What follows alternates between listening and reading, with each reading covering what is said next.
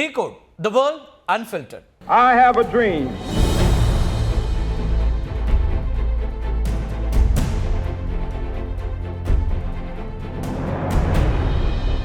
உலக வரலாற்றில் மிகுந்த தாக்கத்தை ஏற்படுத்திய வெகு சிலர்ல மார்ட்டின் லூதர் கிங் ஜூனியர் ரொம்ப முக்கியமானவர்.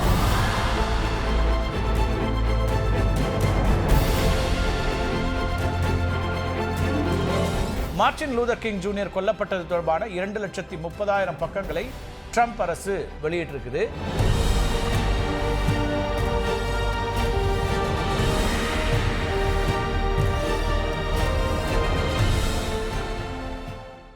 நிறவெறிக்கு எதிராக அறப்போராட்டம் நடத்தி வரலாறு படைத்த மார்ட்டின் லூதர் கிங் ஜூனியர் கொல்லப்பட்டது தொடர்பான 2,30,000 பக்கங்களை அவருடைய குடும்பத்தினருடைய கடுமையான எதிர்ப்பையும் மீறி ட்ரம்ப் அரசு வெளியிட்டிருக்கிறது. அமெரிக்காவினுடைய அதிபராக இருக்கக்கூடிய டொனால்ட் ட்ரம்ப்பினுடைய அவருடைய இந்த அரசு தான் இதை வெளியிட்டிருக்கிறது.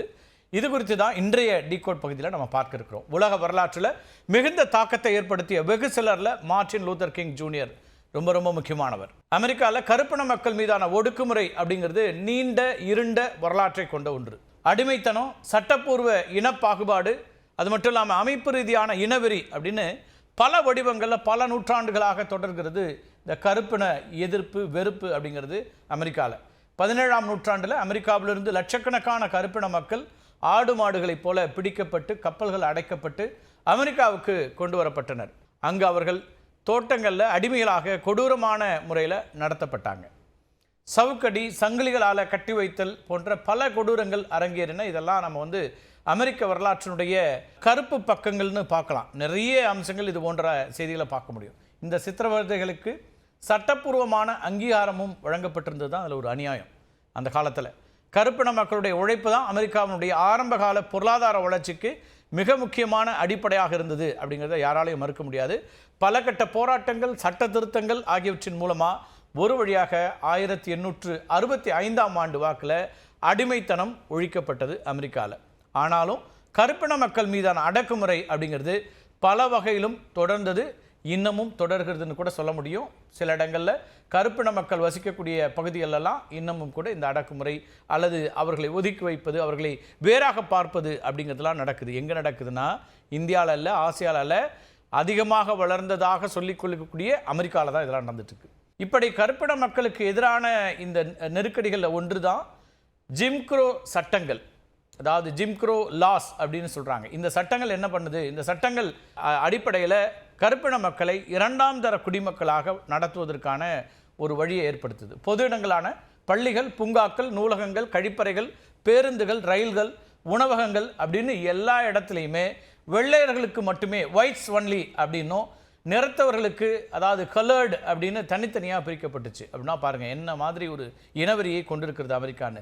ஒரு பக்கம் ஒயிட்ஸ் அலோன் அப்படிங்கிறாங்க, இன்னொரு பக்கம் கலர்டு பீப்புள் அப்படின்னாங்க. அதில் மற்ற எல்லாரும் வெள்ளையர்கள் அத்தனை இல்லாத மற்ற அத்தனை பேரும் கருப்பினமா அல்லது ப்ரௌனா எதுவாக இருந்தாலும் அதில் சேர்த்துறாங்க. சில இனவெறியர்கள் தங்கள் நிறுவனங்களில் no negroes or dogs allowed அப்படிங்கிற அளவுக்கு கொடூரமான பதாகைகளை கூட வைத்திருந்தார்கள். தனித்தனியாக இருந்தாலும் சமமான வசதிகள், அதாவது செப்பரேட் பட் ஈக்குவல் அப்படிங்கிற கொள்கை சட்டப்பூர்வமாக அங்கீகரிக்கப்பட்டிருந்தாலும் நடைமுறையில் கருப்பின மக்களுக்கான வசதிகள் வெள்ளையினத்தினருடைய வசதிகளை விட தாழ்ந்தே இருந்தன. சரி, இதையெல்லாம் தான் நிறைய பேசியிருக்கிறோமே, இப்போ கருப்பின மக்கள் பற்றியதா இந்த காணொளி அப்படின்னு நீங்கள் கேட்கலாம். மார்ட்டின் லூதர் கிங் ஜூனியர் பற்றி தானே சொன்னீங்க அப்படின்னு கேட்கலாம். இந்த கருப்பின மக்களுக்காக உழைத்த அந்த மாமனிதர் 39 வயதில் அவருடைய மரணம் அப்படிங்கிறது ஏற்பட்டுச்சு. அப்போ அந்த வாழ்க்கையின் பக்கங்களை தான் இப்போ வெளியிட்டிருக்கிறாங்க. அதை ஏன் அவருடைய குடும்பம் எதிர்க்கிறது, இதெல்லாம் தான் நம்ம பார்க்க போகிறோம். அதுக்கு முன்னாடி அமெரிக்க வரலாற்றில் கருப்பின மக்களுக்கு எதிரான என்னென்ன கொடுமைகள் நடந்தன, அதிலிருந்து மார்ட்டின் லூதர் கிங் என்னெல்லாம் செஞ்சாருங்கிறதுக்காக தான் இந்த விரிவாக இது பற்றிய வரலாற்று தரவுகளை நம்ம கொஞ்சம் சுருக்கமாக பார்க்குறோம். வாக்களிக்கக்கூடிய உரிமையை தடுக்க கருப்பின மக்களுக்கு போல் டாக்ஸ் கூட விதிக்கப்பட்டிருக்குது. இதெல்லாம் கடந்த காலங்கள் இருந்தது. இந்த சட்டங்களை மீறிய கருப்பின மக்கள் கைது செய்யப்பட்டு சிறைகளில் கொடூர சித்திரவதைக்கு ஆளாக்கப்பட்டாங்க. கும்பல் கொலைகள் சர்வசாதாரணமாக நடைபெற்றன. இதெல்லாம் அமெரிக்காவில் தான் நடந்திருக்கு. இந்த கொடூரங்களை கண்டு கொதித்து எழுந்தவர்கள் பலரும் இருந்தாங்க. அதில் மிக முக்கியமான மனிதர் மார்ட்டின் லூதர் கிங் ஜூனியர். நிறவரிக்கு எதிராகவும் கருப்பின மக்களுடைய சம உரிமைக்காகவும் அகிம்சை வழியில் பல முக்கியமான போராட்டங்களுக்கு தலைமை தாங்கினார் இந்த மார்ட்டின் லூதர் கிங் ஜூனியர். அதில் அமெரிக்காவை புரட்டி போட்டது அப்படின்னு ஒரு போராட்டத்தை சொல்ல முடியும். அது என்ன அப்படின்னா மான்கோமெரி பேருந்து புறக்கணிப்பு, அதாவது மான்கோமெரி பஸ் பாய்காட் அப்படிங்கிற போராட்டம் வந்து ரொம்ப ரொம்ப முக்கியமான 1955ஆம் ஆண்டு டிசம்பர் 5ஆம் தேதி ஒரு சம்பவம் நடக்குது. அதாவது ரோசா பார்க்ஸ் அப்படிங்கிற ஒரு கருப்பின பெண் பேருந்தில் தன்னுடைய இருக்கையை ஒரு வெள்ளையினத்தவருக்கு விட்டுத்தர மறுத்தார். அதாவது அவர் ஏற்கனவே அமர்ந்திருக்கிறார், அந்த இருக்கையை ஒரு வெள்ளையர் ஒருவருக்கு விட்டுத்தர மறுக்கிறார் அப்படிங்கிறதுக்காக ரோசா பார்க்ஸ் கைது செய்யப்படுறாங்க. அவர் கைதை தொடர்ந்து மான்கோமெரி பேருந்து புறக்கணிப்பு போராட்டம் தொடங்குச்சு. மார்ட்டின் லூதர் கிங் ஜூனியர் தலைமையில் 381 நாட்கள் இந்த கருப்பின மக்கள் என்ன செய்கிறாங்கன்னா பேருந்துகளை புறக்கணிக்கிறாங்க. இதனைத் தொடர்ந்து அமெரிக்க உச்ச நீதிமன்றம் பேருந்துகளில் இனப்பாகுபாடு அரசியலமைப்பிற்கு எதிரானது அப்படிங்கிற ஒரு தீர்ப்பை கொடுக்குது. இது மார்ட்டின் லூதர் கிங்கனுடைய முதல் பெரிய வெற்றியாகவும் அவருடைய தேசிய அங்கீகாரத்திற்கான ஒரு தொடக்க புள்ளியாகவும் அமையுது. அகிம்சை வழியில் சிவில் உரிமைகளுக்காக போராடக்கூடிய நோக்கத்தோடு பல கருப்பின மத தலைவர்களுடன் இணைந்து மார்ட்டின் லூதர் கிங் தெற்கு கிறிஸ்தவ தலைமைத்துவ மாநாடு அப்படிங்கிற ஒரு அமைப்பை தொடங்குகிறாரு. அந்த அமைப்பு பல போராட்டங்களை ஒருங்கிணைத்து நடத்தியது. அமெரிக்காவிலேயே மிகவும் பாகுபாடு நிறைந்த நகரங்கள் ஒன்றாக கருதப்பட்டது அலபாமா மாகாணத்தில் இருக்கக்கூடிய பர்மிங்ஹாம். இங்கு நிறவெறியை முடிவுக்கு கொண்டு வரணும் அப்படிங்கிறதுக்காக சிட் அண்ட் ப்ரொட்டஸ்ட், பேரணிகள், புறக்கணிப்புகள் அப்படின்னு அகிம்சை முறை போராட்டங்கள்லாம் வெடிச்சது. இந்த சிட் அண்ட் ப்ரொட்டஸ்டில் ஒயிட்ஸ் ஒன்லி அப்படிங்கிற பதாகைகள் வைக்கப்பட்ட இடங்களில் கருப்பின மக்கள் அமர்ந்து கொள்வது அப்படிங்கிறதா இந்த போராட்டமாக இருந்துச்சு. இந்த சிட் அண்ட் ப்ரொட்டஸ்டில் ஈடுபட்டவர்கள் மீது காவல்துறையினர் நாய்கள் மற்றும் உயர் அழுத்த நீர் பீரங்கிகளை பயன்படுத்தி காட்டுமிராண்டித்தனமாக நடந்து கொண்டாங்க அப்படிங்கிற குற்றச்சாட்டுகளாக இருக்குது. இந்த நிகழ்வுகள் ஊடகங்களால் மிகப்பெரிய அளவுக்கு பரப்பப்பட்டு நாட்டினுடைய மனசாட்சியை தட்டி எழுப்பியது. இந்த போராட்டங்களின் போது மார்ட்டின் லூதர் கிங் கைது செய்யப்பட்டு பர்மிங்ஹாம் சிறையில் அடைக்கப்படுறாரு. அப்போது மார்ட்டின் லூதர் கிங்கை அவருடைய போராட்டங்களையும் விமர்சித்து கிறிஸ்தவ பாதிரியார்கள் அறிக்கை வெளியிடுறாங்க. இதற்கு பதிலளிக்கும் விதமாக சிறையிலிருந்து கருப்பின மக்களுக்கு கிங் ஒரு கடிதத்தை எழுதுகிறார். லெட்டர் ஃப்ரம் பர்மிங்ஹாம் ஜெயில் அப்படிங்கிற இந்த கடிதம் இன்று வரை மிகவும் புகழ்பெற்றதாக விளங்கக்கூடியது. வன்முறையற்ற சிவில் உரிமை போராட்டங்கள் எத்தனை முக்கியமானவை, எத்தனை அவசரமானவை அப்படிங்கிறத அந்த கடிதத்தில் கிங் விளக்கியிருப்பார். மார்ட்டின் லூதர் கிங் நடத்திய வேலை மற்றும் சுதந்திரத்திற்கான வாஷிங்டன் அணிவகுப்பு அமெரிக்க வரலாற்றில் நடந்த மிக முக்கியமான ஒரு நிகழ்வு. 2,50,000க்கும் மேற்பட்டோர் வாஷிங்டன் டிசியில் ஒன்று கூடி வேலைவாய்ப்பு மற்றும் சம உரிமைகளுக்காக குரல் கொடுக்கிறாங்க. ஆப்ரஹாம் லிங்கன் நினைவகத்தின் படிகளில் நின்று மார்ட்டின் லூதர் கிங் தன்னுடைய புகழ்பெற்ற அந்த ஐ ஹாவ் அ ட்ரீம் அப்படிங்கிற உரையை நிகழ்த்துகிறார். முன்னாள் அடிமைகளின் மகன்களும் முன்னாள் அடிமை உரிமையாளர்களின் மகன்களும் ஒரே இடத்தில் அமர்ந்து பேசும் காலம் வரும் அப்படின்னு அந்த இடத்துல குறிப்பிட்டாரு மார்ட்டின் லூதர் கிங். இந்த உரை உலகம் முழுவதும் எதிரொலித்து மக்களுக்கு கூஸ்பம்ஸ்களை ஏற்படுத்துது, அந்த மொமெண்ட்டை உருவாக்குது, அவர்களுக்கு மிகப்பெரிய நம்பிக்கையை கொடுக்குது. கிங் தலைமையிலான அந்த அணிவகுப்பும் அவர் ஆற்றிய உரையும் கருப்பின மக்களுக்கு குடியுரிமை மற்றும் வாக்களிக்கும் உரிமை சட்டங்கள் நிறைவேற்றப்படுவதற்கு பெரும் தூண்டுதலாக அமைந்தன அப்படிங்கிறது ரொம்ப முக்கியமானது. மார்ட்டின் லூதர் கிங் தனது வாழ்க்கையினுடைய கடைசி ஆண்டுகளில் வறுமை மற்றும் பொருளாதார சமத்துவமின்மைக்கு எதிராக போராட தொடங்குறாரு. இதுக்கு புவர் பீப்புள்ஸ் கேம்பெயின் அப்படின்னு பேர் சூட்டப்பட்டுச்சு. மார்ட்டின் லூதர் கிங் பற்றி சொன்ன இல்லையா, அவருடைய வாழ்க்கையின் இறுதி காலம்னு. அந்த இறுதி காலம்னா ரொம்ப நீண்ட நாட்கள்லாம் அவர் வாழல. 39 வயதிலேயே அவருடைய ஆயுள் என்பது முடிவுக்கு கொண்டு வரப்படுது. மார்ட்டின் லூதர் கிங் ஜூனியருக்கு 1964ஆம் ஆண்டு அமைதிக்கான நோபல் பரிசும் வழங்கப்பட்டுச்சு. கருப்பின மக்களுடைய சிவில் உரிமைகளுக்காக அவர் மேற்கொண்ட அகிம்சை வழி போராட்டங்களுக்காக தான் இந்த விருது என்பது நோபல் பரிசுங்கிறது கொடுக்கப்பட்டுச்சு. நோபல் பரிசு அறிவிக்கப்பட்ட போது மார்ட்டின் லூதர் கிங்களுடைய வயது 35. அமைதிக்கான நோபல் பரிசு பெற்றவர்களில் மிக இள வயது உடையவராக அவர் அப்போ இருந்தார். நோபல் பரிசில் ஒரு பரிசு தொகை கொடுக்கப்படும் இல்லையா, அந்த தொகை முழுவதையும் தனது சிவில் உரிமை இயக்கத்தினுடைய வளர்ச்சிக்கும் பல்வேறு சிவில் உரிமை அமைப்புகளுக்கான நன்கொடையாகவும் கொடுத்துட்டாரு மார்ட்டின் லூதர் கிங். கிங்கனுடைய புவர் பீப்புள்ஸ் கேம்பெயின் பற்றி நான் சொன்னேன் இல்லையா, இந்த போராட்டங்கள் தீவிரமாக மாறுவதற்கு முன்பாகவே ஒரு சுட்டுக் கொல்லப்படுறார். Martin Luther King junior April 4, 1968 அன்று டென்னசிங்கிறது அங்கே இருக்க ஒரு மாகாணம், அதில் மெம்பிஸ் நகரில் சுட்டுக் கொல்லப்படுறாரு. அவர் லோரென் மோட்டல் அப்படிங்கிற ஒரு விடுதியின் 2ஆம் மாடி பால்கனியில் நின்று கொண்டிருந்த போது தான் துப்பாக்கியால் சுடப்படுறார். துப்பாக்கி சூட்டில் அவர் கழுத்தில் குண்டு துளைத்து உடனடியாக மருத்துவமனைக்கு கொண்டு செல்லப்பட்டாலும் கூட அங்கு அவர் இறந்து விட்டதாக அறிவிக்கப்படுகிறார். அப்போது அவருக்கு வயது 39. அதுதான் நான் குறிப்பிட்ட 39 வயதுக்குள்ளாகவே அவருடைய ஆயுள் என்பது முடிக்கப்பட்டு விட்டது. இந்த கொலை தொடர்பாக ஜேம்ஸ் ஏர்ல் ரே அப்படிங்கிற ஒருத்தரை கைது பண்ணுறாங்க. அவருக்கு 99 ஆண்டுகள் சிறை தண்டனை விதிக்கப்படுது.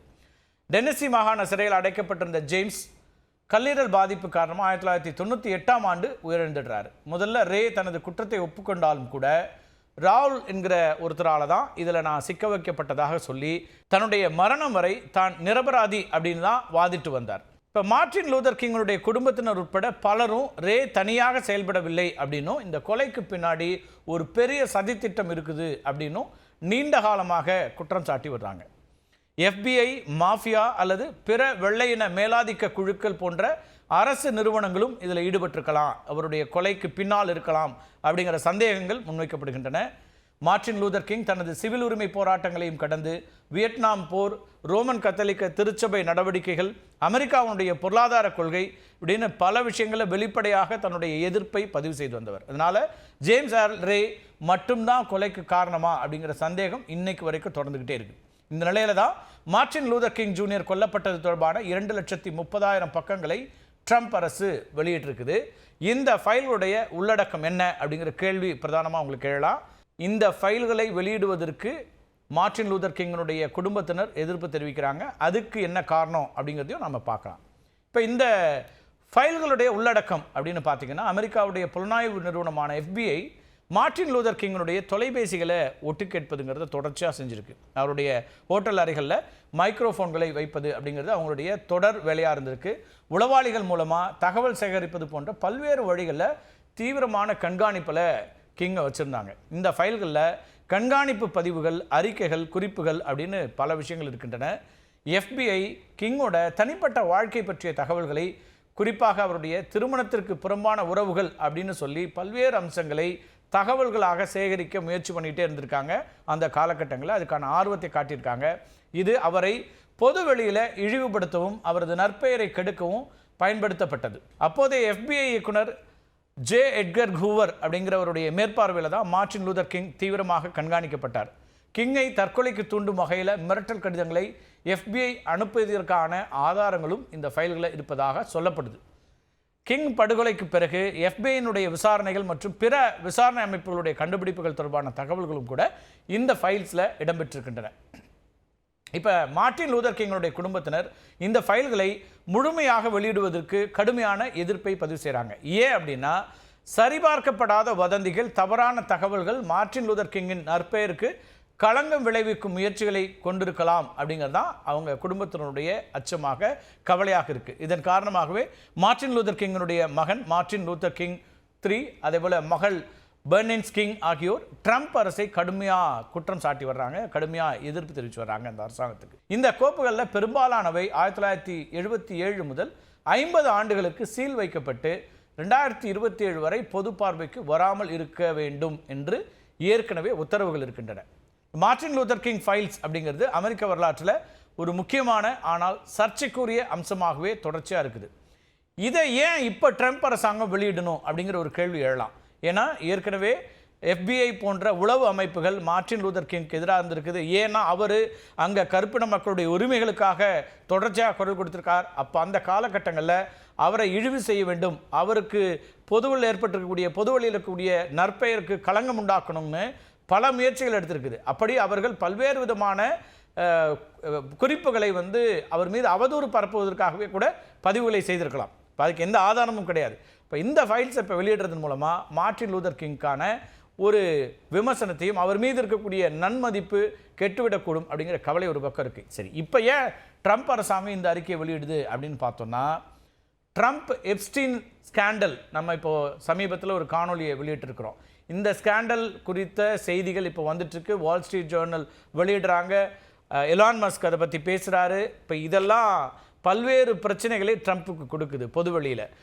எப்ஸ்டீனோட அவருக்கு இருந்த நெருக்கம் அப்படிங்கிறது, எப்ஸ்டீன்கிறவர் அங்கே பாலியல் குற்றங்களை செய்தவர், சிறையில் அடைக்கப்பட்டவர். இப்போ அந்த காலகட்டங்களில் கிட்டத்தட்ட 20 ஆண்டுகள் ட்ரம்ப்போட நெருக்கமாக இருந்திருக்கிறாரு. அவங்க இப்போ ட்ரம்ப் எப்ஸ்டீன் ஸ்கேண்டல்ல இருந்து பிரச்சனையை திசை திருப்புவதற்காகத்தான் இப்போ மார்ட்டின் லூதர் கிங் ஜூனியருடைய இந்த ஃபைல்ஸை வெளியிட்டிருக்குது ட்ரம்ப் அரசாங்கம் அப்படிங்கிற விமர்சனங்களும் அமெரிக்காவில் எழுந்திருக்கின்றன.